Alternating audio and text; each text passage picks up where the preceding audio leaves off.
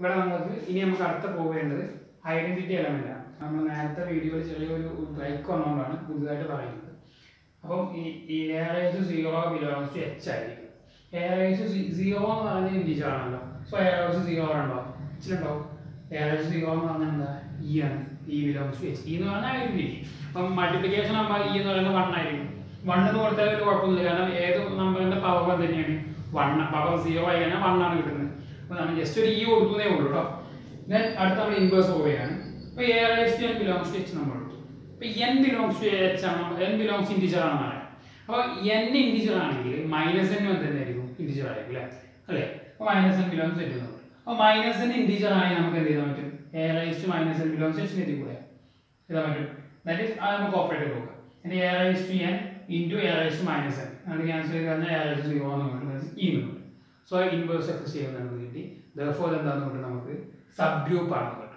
ഇനി നമുക്ക് അടുത്ത് പോവേണ്ടത് നമുക്ക് ഇപ്പോൾ കിട്ടിയിട്ടുള്ള ഈ സബ് ഗ്രൂപ്പ് h എന്ന് പറയുന്ന ഈ സബ് ഗ്രൂപ്പ് അല്ലെങ്കിൽ ഈ സെറ്റ് ആണ് അതിന്റെ ഏറ്റവും ചെറിയ സബ് ഗ്രൂപ്പ് എന്നാണ് നമുക്ക് കാണിക്കേണ്ടത്. ഓക്കെ, ഏറ്റവും ചെറിയ സബ് ഗ്രൂപ്പ് ആണ് നമുക്ക് കാണിക്കേണ്ടത്. അപ്പോൾ അങ്ങനെയാകുമ്പോൾ നമുക്ക് എന്ത് കാണിച്ചാൽ മതി? നമ്മൾ വേറെ ഒരു സബ് ഗ്രൂപ്പ് കൺസിഡർ ചെയ്യാണ്, വിച്ച് കണ്ടെയ്ൻസ് എ കണ്ടെയ്ൻ ചെയ്യുന്ന ഒരു അനദർ സബ് ഗ്രൂപ്പ് നമ്മൾ കൺസിഡർ ചെയ്തിട്ട് ആ സബ് ഗ്രൂപ്പിന്റെ ഒരു സബ്സെറ്റ് ആണ് ഈ h എന്ന് കാണിച്ചാൽ പോരെ. അതായത് വേറെ ഒരു സബ് ഗ്രൂപ്പ് ഞാൻ കൺസിഡർ ചെയ്തു, h1 എന്ന് പറയുന്ന ഒരു സബ് ഗ്രൂപ്പ് ഞാൻ പരിഗണിച്ചു, കൺസിഡർ ചെയ്ത് കഴിഞ്ഞിട്ട് ഈ h1ന്റെ h1ൽ ആര് കണ്ടെയ്ൻ ചെയ്യുന്നത് കാണിച്ചാൽ മതി, h കണ്ടെയ്ൻ ചെയ്യുന്നത് കാണിച്ചാൽ മതി. That is h is subset of h1 എന്ന് കാണിച്ചാൽ നമുക്ക് തരാൻ പറ്റും. h1 ചെറിയ സബ്സെറ്റ് അല്ലേ, സെറ്റ് അല്ലേ h വരാം. സോ ഇതായിരിക്കും ഏത് ചെറിയ സബ് ഗ്രൂപ്പ് നമുക്ക് കിട്ടും. അപ്പോൾ അതാണ് നമ്മൾ എന്ത് ചെയ്യാൻ പോകുന്നത്, പോകാൻ പോകുന്നത്. ഓക്കെ ഓക്കെ നമ്മൾ ആ പ്രശ്നോട് കിടക്കാം. അതായത് നമ്മൾ എടുക്കുന്നത് let h be a subgroup containing a. അതായത് subgroup of G containing a. എന്ന് പറയുന്ന എലമെന്റ് കണ്ടെയ്ൻ ചെയ്യുന്ന ഒരു സബ്ഗ്രൂപ്പ് ആണ് h1. h1 നമ്മൾ എടുക്കും. h ഓൾറെഡി നമുക്ക് ഉണ്ട്. h എന്ന് പറഞ്ഞാൽ a raised to n such that n is an integer. Okay, അപ്പോൾ നമുക്ക് നോക്കാം. ഈ h1 എന്ന് പറയുന്നത് ഒരു സബ്ഗ്രൂപ്പ് ആയതുകൊണ്ട് ഇത് ക്ലോസ്ഡ് അണ്ടർ ബൈനറി ഓപ്പറേഷൻ ആയിരിക്കും. ഞാൻ a belongs to h1 എടുത്തു വിചാരിച്ചു. a belongs to h1 എടുത്താൽ a star എവിടെ ഉണ്ടാവും? h1 ഉണ്ടാവും. a star എവിടെ ഉണ്ടാവും? h1 ഉണ്ടാവും. അങ്ങനെ n ടൈംസ് നമ്മൾ a സ്റ്റാറിനെ ചെയ്യുകയാണെങ്കിൽ അതൊക്കെ എവിടെ ഉണ്ടാവും? h1 ൽ ഉണ്ടാവും. That is a raised to n belongs to h1 എന്ന് പറയുന്നത്. a raised to n belongs to h1 എന്ന് നമുക്ക് പറയാം. ഓക്കെ, അപ്പോൾ a raised to n belongs to h1 എന്ന് പറഞ്ഞാൽ a raised to n എവിടുത്തെ എലമെന്റാ? h എലമെന്റാ. അപ്പോൾ ഈ h എലമെന്റ് എവിടെ നിന്ന് കിട്ടും? നമുക്ക് h1 ൽ കിട്ടും അല്ലേ? അത് a raised to n എന്ന് പറയുന്നത് h എലമെന്റ് ആണ്. അത് എവിടെ നിന്ന് കിട്ടി? h1 ൽ നിന്ന് നമുക്ക് കിട്ടിയത്. So a raised to n h1 ഉണ്ടെന്ന് പറഞ്ഞാൽ നമുക്ക് ഇങ്ങനെ എഴുതി കൂടെ h is subset of h1 എഴുതി കൂടെ. കാരണം ഇതിൽ ഏതൊരു എലമെന്റ് എടുക്കുന്ന h1 ഉണ്ട്. ഒരു സെറ്റിലെ എലമെന്റ് എടുത്തിട്ട് ആ എലമെന്റ് വേറെ സെറ്റിൽ ഉണ്ട് എന്ന് പറഞ്ഞാൽ ആ രണ്ട് എലമെന്റ്സ് നമുക്ക് ആ രണ്ട് സെറ്റുകൾ നമുക്ക് എന്ത് പറയാം? സബ്സെറ്റ് ആണെന്ന് പറയാൻ കഴിയും. So h is subset of h1 എന്ന് പറയാൻ കഴിയും. അതിന്റെ മീനിങ് എന്താ? h is the smallest subgroup containing a. Proof ആയില്ലേ? Therefore h is the smallest subgroup containing a contain ചെയ്യുന്ന സ്മാളസ്റ്റ് സബ് ഗ്രൂപ്പ് ആണ് ആര്? h എന്ന് കിട്ടും നമുക്ക്. ക്ലിയർ? ഒന്നുമില്ല, ജസ്റ്റ് ആ ഒരു a belongs to h1 എന്ന് പറഞ്ഞാൽ a star a എവിടെ ഉണ്ടാവും? h ൽ ഉണ്ടാവുമല്ലോ അല്ലേ? ഇനി a star a അത് എവിടെ ഉണ്ടാവും? അത് h ൽ ഉണ്ടാവും, കാരണം star is closed under h ആണ്. then a star a അതുണ്ടാവും, belongs to h ൽ ഉണ്ടാവും. ഇതാണ് നമ്മുടെ a raised to n എന്ന് പറയുന്നത് അല്ലേ? ഇപ്പൊ എല്ലാ a raised to n എവിടെ നിന്ന് കിട്ടും? നമുക്ക് h ൽ ഉണ്ടെന്ന് കിട്ടും. അപ്പൊ a raised to n h ൽ ഉണ്ടെന്ന് പറഞ്ഞാൽ h ലെ എലമെന്റ് ആണ് a raised to n എന്ന് പറയും. h ലെ എലമെന്റ് എവിടെ ഉണ്ട്? a raised to n ഉണ്ട്. സോ h1 ഉണ്ട്. സോ അങ്ങനെ കിട്ടും h is contained in h1 എന്ന് കിട്ടും. therefore h is the smallest subgroup containing a ആണ്. ഇതാണ് തിയറത്തിന്റെ പ്രൂഫ്. ഓക്കെ, ക്ലിയർ ആണോ? അപ്പോൾ കഴിഞ്ഞ തിയറത്തിൽ നമ്മൾ പറഞ്ഞു കഴിഞ്ഞ തിയറത്തിൽ നമ്മൾ എന്താ പ്രൂവ് ചെയ്ത് വെച്ചത്?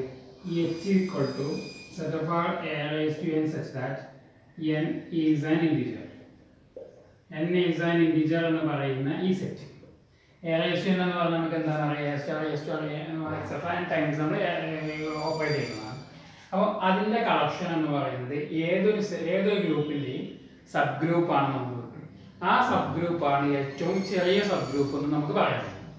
ഓക്കെ, കണ്ടെയ്ൻ ചെയ്യുന്ന ഏറ്റവും ചെറിയ സബ് ഗ്രൂപ്പാണ് സബ് ഗ്രൂപ്പ് എന്ന് കിട്ടും. ഈ സബ് ഗ്രൂപ്പിനെയാണ് നമ്മൾ എന്ത് വിളിക്കുന്നത്?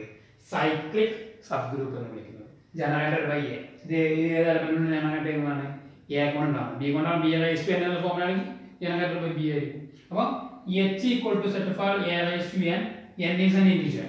ഈ സബ് ഗ്രൂപ്പിനെ നമ്മൾ വിളിക്കുന്ന പേരാണത് cyclic sub group of G generated by A. ഏത് എലമെന്റ് കൊണ്ടാണ് ജനറേറ്റ് ചെയ്യുന്നത് ആ എലമെന്റിന്റെ പേരിലാണ് നോട്ട് ചെയ്യുന്നത്. ആ ജനറേറ്റഡ് ബൈ എ എന്ന് പറയുന്നത് നോട്ടേറ്റ് ചെയ്ത് നമ്മൾ സൈക്ലിക് ഗ്രൂപ്പ് ജനറേറ്റഡ് ബൈ ബ്രാക്കറ്റിന്റെ അകത്ത് ഇട്ട് കൊടുക്കുക. ഇതിന് മീനിങ് എന്താ? Cyclic sub group generated by a എന്നാണ്. അപ്പോൾ cyclic sub group generated by a എന്ന് പറഞ്ഞതിന്റെ മീനിങ് എന്താ? A raise to such that n is an integer. Okay, അപ്പോൾ ഇതാണ് സൈക്ലിക് സബ് ഗ്രൂപ്പിന്റെ ഡെഫിനിഷൻ വരുന്നത്. വായിക്കുക. Let G be a group and let A belongs to G. Then the subgroup H is equal to set apart A raised to n such that n is an integer of G is called the cyclic subgroup of G generated by A and is denoted by cyclic subgroup A. Okay, ഇതാണ് cyclic sub ഗ്രൂപ്പിന്റെ definition. Clear ആണല്ലോ നിങ്ങൾക്ക്? Okay ആണല്ലോ? അപ്പോൾ അതൊന്ന് നിങ്ങൾ not ചെയ്ത് വെക്കുക. ഓക്കെ, അപ്പോൾ നമ്മൾ ആ തിയറം പറഞ്ഞതിന് ശേഷമാണ് നമ്മൾ എന്ത് ചെയ്തിട്ടുള്ളത്? സൈക്ലിക് സബ് ഗ്രൂപ്പ് എന്താണെന്ന് പറഞ്ഞില്ല. അപ്പോൾ ആ തിയറത്തിൽ നമ്മൾ കൃത്യമായിട്ട് പ്രൂവ് ചെയ്ത് വെച്ചിട്ടുണ്ട്. ഇത് അതിൻ്റെ സബ് ഗ്രൂപ്പാണ് നമ്മൾ പ്രൂവ് ചെയ്ത് വെച്ചത്.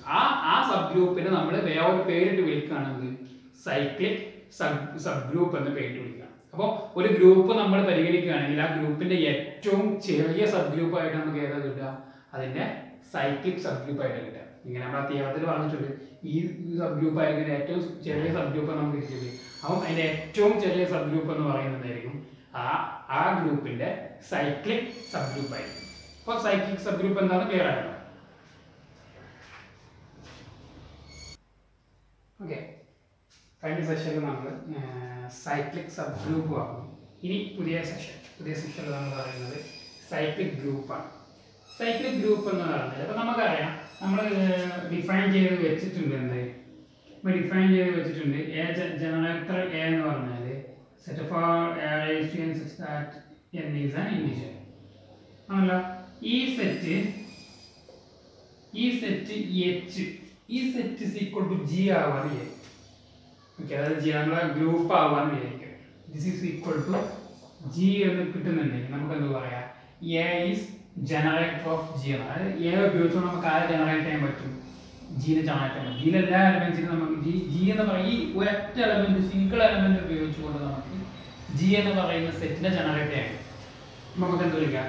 A is the generator of g എന്ന് പറയുന്നത്. If generator a equal to set of a raise to n ഈ സെറ്റ് എന്ന് പറയുമ്പോൾ ടു ജി ആവാണ്. ഇനി അപ്പോൾ അതാണ് ജനറേറ്റർ ഓഫ് എ എന്ന് പറയുന്നത്. നമ്മൾ ഓൾറെഡി പറഞ്ഞു കഴിഞ്ഞതാണ് ജനറേറ്റർ ഓഫ് എ എന്ന് പറയുന്നത്. An element A of a group G generate and is generator of A. Generate G and is generator of A if this set is equal to നമ്മുടെ generator set എന്താവണം? Equal to G ആവുകയാണെങ്കിൽ നമുക്ക് എന്ത് പറയാം? A is the generator of G എന്ന് പറയാം.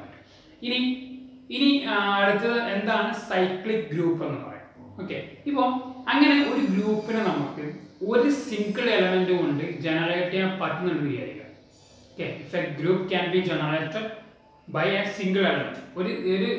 ഒരു element കൊണ്ട് നമുക്ക് ഒറ്റ എലമെന്റ് കൊണ്ട് നമുക്ക് എന്ത് ചെയ്യാൻ പറ്റുന്നുണ്ട്? ആ ഗ്രൂപ്പിനെ ജനറേറ്റ് ചെയ്യാൻ പറ്റുന്നുണ്ടെങ്കിൽ അത്തരം ഗ്രൂപ്പുകൾ വിളിക്കുന്ന പേരാണത് സൈക്ലിക് ഗ്രൂപ്പ് എന്ന് വിളിക്കും. Okay, a group is said to be cyclic if it is capable of being generated by a single element. ആ ഗ്രൂപ്പിലുള്ള ഏതെങ്കിലും എലമെന്റ് ഉപയോഗിച്ചുകൊണ്ട്, സിംഗിൾ എലമെന്റ് ഉപയോഗിച്ചുകൊണ്ട് നമുക്ക് മൊത്തം ആ സെറ്റിനെ അല്ലെങ്കിൽ ആ ഗ്രൂപ്പിനെ ജനറേറ്റ് ചെയ്യാൻ പറ്റുന്നുണ്ടെങ്കിൽ നമുക്ക് എന്ത് പറയാൻ പറ്റും? ആ ഗ്രൂപ്പിനെ നമുക്ക് സൈക്ലിക് ഗ്രൂപ്പായിട്ട് പറയാം. അപ്പോൾ ജനറേറ്റ് ചെയ്യാന്ന് പറഞ്ഞാൽ ഈ set is equal to g ആവണം. നമ്മളൊരു പർട്ടിക്കുലർ സെറ്റ് എടുത്തിട്ട് അതിന്റെ A*0, A*1 ഒക്കെ ഓരോന്ന് കാണുമ്പോൾ നമുക്ക് എന്ത് കിട്ടണം? ജി എന്ന് പറയുന്ന സെറ്റ് കിട്ടണം. ഓക്കെ, അതാണ് ജനറേറ്റർ എന്ന് പറയുന്നത്. അതിലാണ് നമ്മൾ സൈക്ലിക് ഗ്രൂപ്പ് ഡിഫൈൻ ചെയ്തിട്ടുള്ളത്.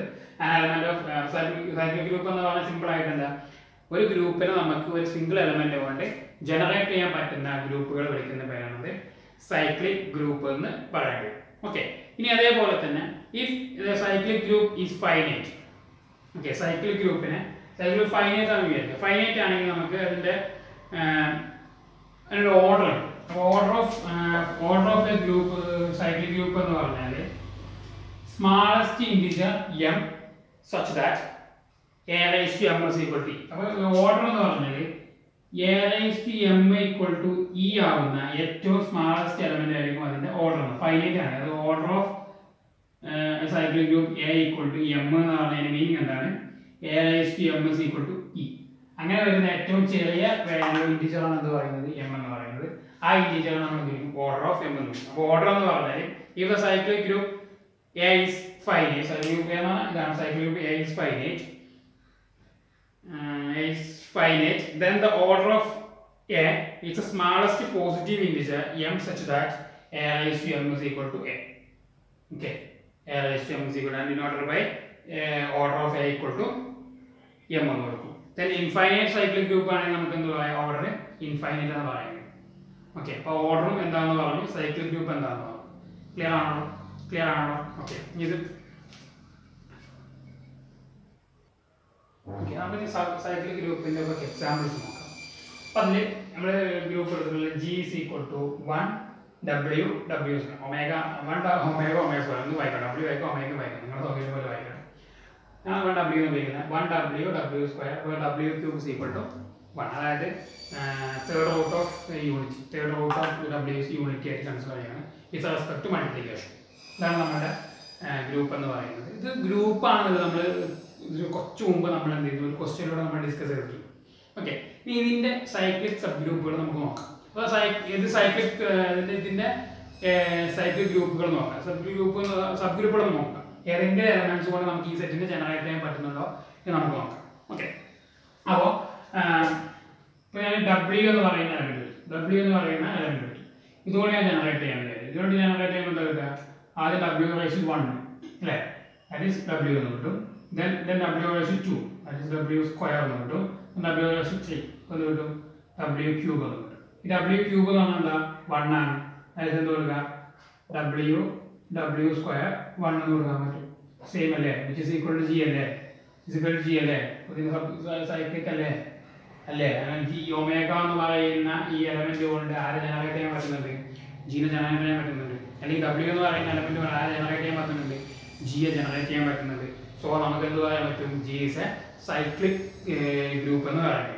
ഇനി അതേപോലെ തന്നെ നമുക്ക് വേറൊരു അടുത്ത് നോക്കാം. W സ്ക്വയർ കൊണ്ട് നമുക്ക് ജനറേറ്റ് ചെയ്യാൻ പറ്റും. W സ്ക്വയർ ആദ്യം W സ്ക്വയർ raised to 1 എന്ന് പറഞ്ഞാൽ ഇതൊരു W സ്ക്വയർ എന്ന് കിട്ടും. W raised to 2 എന്ന് പറഞ്ഞാൽ W raised to 4 എന്ന് വരും. W raised to 3 എന്ന് പറഞ്ഞാൽ W raised to 6 എന്ന് വരും. ഈക്വൽ ടു നമുക്ക് നോക്കാം. W സ്ക്വയർ എന്ന് പറഞ്ഞാൽ W സ്ക്വയർ തന്നെയാണ്, വ്യത്യാസമൊന്നുമില്ല. W raised to 4 എന്ന് പറഞ്ഞാൽ W raised to 3 raised to W raised to 3 into W എന്ന് കൊടുക്കാം. W raised to 4 ആണ്. W raised to 6 എനിക്ക് എന്ത് കൊടുക്കാൻ പറ്റും? W raised to 3 whole raised to 2 എന്ന് കൊടുക്കാൻ പറ്റും. Okay, which is equal to എന്താ വരിക?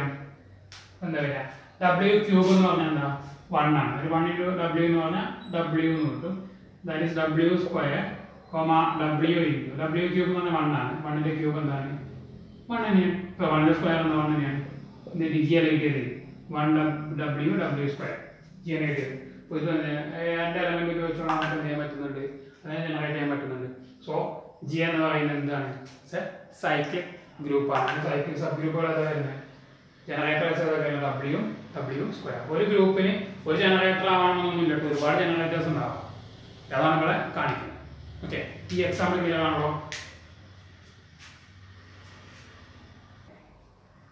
ഓക്കെ, നമ്മൾ സൈക്ലിക് ഗ്രൂപ്പ് എന്താണെന്ന് പറഞ്ഞു, അതിൻ്റെ ഒരു എക്സാമ്പിൾ നമ്മൾ ഡിസ്കസ് ചെയ്തു. സൈക്ലിക് ഗ്രൂപ്പ് എന്താണെന്ന് എനിക്ക് കൃത്യമായിട്ട് മനസ്സിലായിട്ടുണ്ടാവും. അപ്പോൾ ഇനി നമ്മൾ അടുത്ത പറയാൻ ഉദ്ദേശിക്കുന്നത് elementary properties of cyclic group. Cyclic ഗ്രൂപ്പിന്റെ ചില എലമെന്ററി പ്രോപ്പർട്ടീസ് നമുക്ക് കാണിച്ചു അറിയാം. ഒരു മൂന്നാല് തിയറംസ് എലമെന്ററി പ്രോപ്പർട്ടീസിൽ വരുന്നുണ്ട്. അതിൽ ഫസ്റ്റ് തിയറമാണ് every cyclic group is abelian. ഏത് സൈക്ലിക് ഗ്രൂപ്പ് നമ്മൾ എടുത്താലും അത് അബീലിയൻ ആണ് എന്ത് ചെയ്യണം നമ്മൾ പ്രൂവ് ചെയ്യണം. ഓക്കെ, അപ്പോൾ നമ്മൾ കൺസിഡർ ചെയ്യുന്നത് നമ്മൾ തിയറത്തിന് പ്രൂഫ് ചെയ്ത് നോക്കാം. Let G B A abelian G be a cyclic group with generator A. Group with generator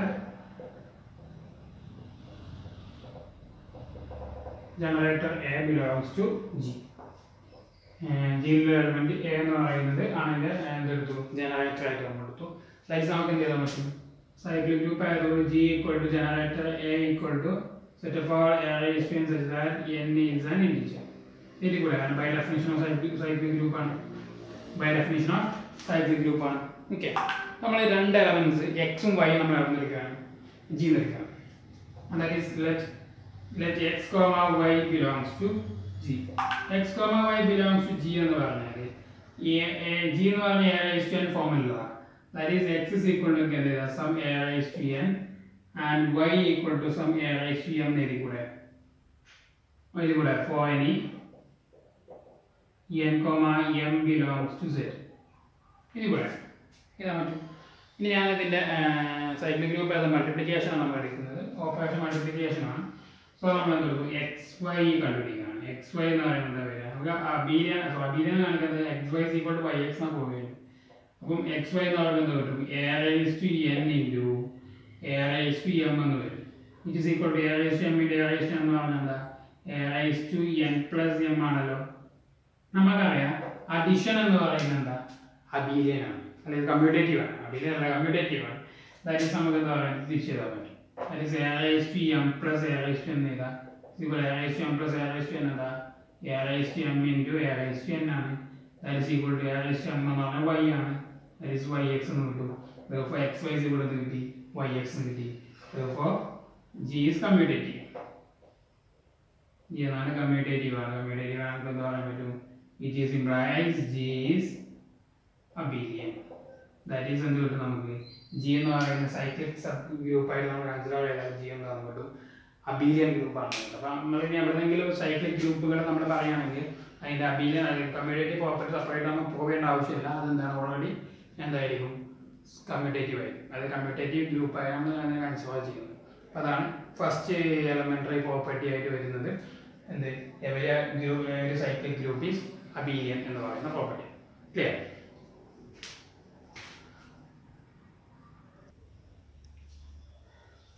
ഇനി രണ്ടാമത്തെ തിയറം നമുക്ക് നോക്കാം. തിയറത്തിന്റെ പേര് ഡിവിഷൻ ആൽഗോരിതം പോസിറ്റ്. ഇത് ഇന്റീജേഴ്സിന്റെ ഒരു പ്രോപ്പർട്ടിയാണ് ഡിവിഷൻ ആൽഗോരിതം എന്ന് പറയുന്നത്. നമുക്ക് നോക്കാം. If m is a positive integer and n is any integer, then there exists a unique integer q and r such that n is equal to mq plus r. ഏതൊരു positive integer n-നും ഏതെങ്കിലും ഇൻറ്റീജേഴ്സിന് നമുക്ക് എന്ത് ചെയ്യാൻ പറ്റും, ഒരു positive integer into another integer plus r എന്ന് പറയുന്ന രൂപത്തിൽ എഴുതാം. ഇതാണ് നമ്മൾ ഡിവിഷൻ ആൽഗോരിതമായിട്ട് പറയുന്നത്. നമ്മളിവിടെ ഇതിൽ പ്രൂഫ് ചെയ്യുന്നത് പിക്ചോറിക്കൽ റെപ്രസെൻറ്റേഷൻ വഴിയാണ്. അപ്പോൾ രണ്ട് പോസിബിലിറ്റീസ് ഉണ്ട്. എം ഓൾവേസ് എപ്പോഴും എന്തായിരിക്കും, പോസിറ്റീവ് ഇൻറ്റീജർ ആയിരിക്കും ആണല്ലോ. എം പോസിറ്റീവ് ഇൻറ്റീജർ ആയിരിക്കും. അപ്പം പക്ഷേ എന്നും ക്യൂ ആ രണ്ട് വേരിയബിൾസ് എന്താവാം, നെഗറ്റീവ് ആവാം, പോസിറ്റീവ് ആവാം. അപ്പോൾ ആദ്യം നമ്മൾ എടുക്കുന്ന case n is greater than 0 and q is greater than 0 ആണ്. അപ്പോൾ നമ്മുടെ എക്സ് ആക്സിസിൽ നമ്മൾ അതിന് പ്ലോട്ട് ചെയ്യേണ്ടത് എങ്ങനെയാണ് അല്ലേ, എമ്മിൻ്റെ മൾട്ടിപ്പിൾസ് നമ്മൾ പ്ലോട്ട് ചെയ്യുന്നത്. അതായത് എം, 2m, 3m അങ്ങനെ നമ്മൾ പ്ലോട്ട് ചെയ്തു. ഒരു ക്യൂ എം ഉണ്ടാവുമല്ലോ. ഏതെങ്കിലും ഇൻറ്റീജറിൽ ക്യൂ എം എഴുതാൻ പറ്റും. തൊട്ടപ്പുറത്ത് QM plus 1 m ഉണ്ടാവും. ഓക്കെ, അപ്പം എമ്മിൻ്റെ മൾട്ടിപ്പിൾസ് നമ്മൾ എന്ത് ചെയ്യുന്നത് എക്സ് ആക്സിൽ പ്ലോട്ട് ചെയ്യും. അപ്പോൾ ഫസ്റ്റ് കേസ് നമ്മൾ എടുക്കുന്നത് ഈ ക്യൂ എമ്മിൻ്റെയും ക്യൂ പ്ലസ് എമ്മിൻ്റെയും ഇടയിലാണ് n എടുക്കുന്നത്. ഓക്കെ, എൻ്റെ പൊസിഷൻ എന്തായാലും എക്സ് ആക്സിസിലായിരിക്കും. അപ്പോൾ അത് നമ്മൾ എടുക്കുന്നത് n greater than 0 q greater than 0 എന്ന് എടുത്തു. എന്നിട്ട് ക്യൂ എമ്മിൻ്റെയും ഈ രണ്ട് കേസിലും പോവുകയാണ്. ക്യൂ എമ്മിൻ്റെയും ക്യൂ പ്ലസ് എമ്മിൻ്റെയും ഇൻ ബിറ്റ്വീൻ ആണ് എന്ത് കാണിക്കുകയാണ്, n എന്ന് എടുക്കുക. അങ്ങനെയാണെങ്കിൽ ഈ നൊട്ടേഷൻ കൊണ്ട് നമ്മൾ കാണിക്കുക. അപ്പോൾ ഫസ്റ്റ് കേസ് നമ്മൾ എടുക്കുന്നത് ഒരു ക്യൂ നമ്മൾ ചൂസ് ചെയ്യാണ്. Choose q such that n belongs to closed interval qm comma open qm plus 1 m. Okay, ഇതിലാണ് അതിൻ്റെ ഇടയിലാണ് എന്ത് എം എന്ന് കാണിക്കുന്നത്. ഓക്കെ, ഈ സപ്പോസ് ഇത് ക്ലോസിന് ക്യു എം ആയതുകൊണ്ട് നമുക്ക് എന്താ പറയാം, ഈ n is equal to q m ആണ് വിചാരിക്കുക. N is equal to q m ആണെങ്കിൽ നത്തിങ് ടു പോകും. കാരണം എന്താ വെച്ചാൽ പ്ലസ് 0 കൊടുത്താൽ മതി അല്ലേ, അല്ലെങ്കിൽ കൊടുത്താൽ മതി. Putting r is equal to 0, then നമുക്ക് എന്ത് കിട്ടും, n is equal to q m plus r എന്ന് കിട്ടും. അത് നമുക്ക് വേണ്ടേ, ക്യു ആർ എന്ന് പറഞ്ഞാൽ 0 ആയിട്ട്. ഇനി ആ case equal to n is equal to q m ആണെങ്കിൽ ആ കേസ് ട്രിവിയൽ കേസാണ്. ഇനി n is equal to q m അല്ല എന്ന് വിചാരിക്കുക, അതിൻ്റെ ഇടയിലാണ് വിചാരിക്കുക. ആദ്യം ഈ പോയിന്റ് ആണ് എന്ന് മനസ്സിലായി. ഇനി അങ്ങനെയല്ല, ഇതിൻ്റെ ഇടയിൽ വരുന്ന ഒരു പോയിന്റ് ആണ്. ഓക്കെ, അതായത് n belongs to open qm comma qm plus 1 m. qm അല്ല qm plus 1 എന്നുണ്ട്. അപ്പം അങ്ങനെയാകുമ്പോൾ ആർ എന്ന് പറയുന്നത് ഞാൻ നിൽക്കുന്നത് ഈ എന്നും ക്യു എമ്മും തമ്മിലുള്ള ഡിസ്റ്റൻസ് ഉണ്ടാവില്ല, എക്സാക്ട്സ് അല്ലേ. എന്നും ക്യു എമ്മും തമ്മിലുള്ള ആ ഡിസ്റ്റൻസ് ഞാൻ എന്താക്കി എടുത്തു, ആകെ എന്താ ഇൻഡിജർ ആവുമല്ലോ, ഇൻഡിജർ ആവും അല്ലേ, ഇൻഡിജർ ആയി. ദാറ്റ് ഈസ് നമുക്ക് എന്ത് പറയാം, അവിടെ നമുക്ക് എന്ത് പറയാൻ പറ്റും, ആർ ഈക്വൽ ടു എന്താ പറയാ, എന്നിൽ നിന്ന് ക്യു എം മൈനസ് നമുക്ക് എന്ത് കിട്ടും, ആർ കിട്ടും. കാരണം ക്യു എം കഴിഞ്ഞിട്ടാണ് ആദ്യത്തെ പോയിന്റ് വരിക, എൻ എന്ന് പറഞ്ഞ പോയിന്റ് വരിക. അപ്പോൾ എൻ മൈനസ് ക്യു എം ചെയ്താൽ മതി, വിച്ച് ഈസ് സിമ്പിൾ ആയിട്ട് ചെയ്യാൻ തന്നെ എന്ത് കിട്ടും എന്ന് അറിയില്ല. നമ്മൾ കൊടുത്താൽ n is equal to q m plus r എന്ന് കിട്ടും. അതായത് എം എൻ എന്ന് പറയുന്ന ക്യു എം എന്ന് പറഞ്ഞ പോയിന്റ് ആണെങ്കിൽ എന്നെ നമുക്ക് എഴുതാൻ പറ്റും q m plus r form എഴുതാൻ പറ്റും. ഇനി അങ്ങനെയല്ല, ഇത് രണ്ടിന്റെ ഇടയിലാണെങ്കിൽ നമുക്ക് എന്ത് ചെയ്യാൻ പറ്റും, q m plus r form എഴുതാൻ പറ്റും. അപ്പൊ എന്തായാലും എൻ എന്ന് പറയുന്നത് ഏതെങ്കിലും രണ്ട് എമ്മിന്റെ രണ്ട് പോസിറ്റീവ് ഇൻറ്റീജേഴ്സിന്റെ മൾട്ടിപ്പിൾസിന്റെ ഇടയിലെ വരിക അല്ലേ, ഇൻറ്റീജേഴ്സ് ആയതുകൊണ്ട് എമ്മും എന്നും ക്യൂം ആറൊക്കെ എന്താണ് ഇൻറ്റീജർ ആയതുകൊണ്ട് എന്തായാലും ഏതെങ്കിലും രണ്ട് ഇൻറ്റീജറിന്റെ ഇടയിലാണ് മറ്റൊരു ഇൻറ്റീജർ ഉണ്ടാവുക. അപ്പൊ നമ്മൾ ആ രണ്ട് കേസ് എടുക്കുമ്പോൾ കിട്ടി n is equal to qm plus r. Okay, ഇനി രണ്ടാമത്തെ കേസ് നമുക്ക് n എഴുതാൻ 0 q എഴുതാൻ 0 കണ്ടീഷനാണ്. ഇപ്പൊ എന്നും ക്യൂം ഇൻറ്റീജേഴ്സ് ആയതുകൊണ്ട് രണ്ട് നെഗറ്റീവ് ആയി കൂടെ, നെഗറ്റീവ് ആണ് പറ്റും. സോ നമുക്ക് എന്ത് പറയാൻ പറ്റും, അടുത്ത കേസ് നമ്മൾ കൺസിഡർ ചെയ്യണം. അടുത്ത കേസിൽ ഇതുപോലെ തന്നെ നമുക്ക് കിട്ടുന്നുണ്ട്, നമ്മൾ എന്ത് ചെയ്യണം, കാണിക്കണം. അടുത്ത കേസിൽ നമ്മൾ സെയിം കാര്യം തന്നെ നമ്മൾ എടുക്കുന്നത്. അടുത്ത കേസ് സിമിലർ കേസാണ് നമ്മൾ എടുക്കുന്നത്. ദാറ്റ് ഈസ് നമ്മൾ എന്തെടുക്കുകയാണ്, if n belongs to, first case choose an q, m belongs to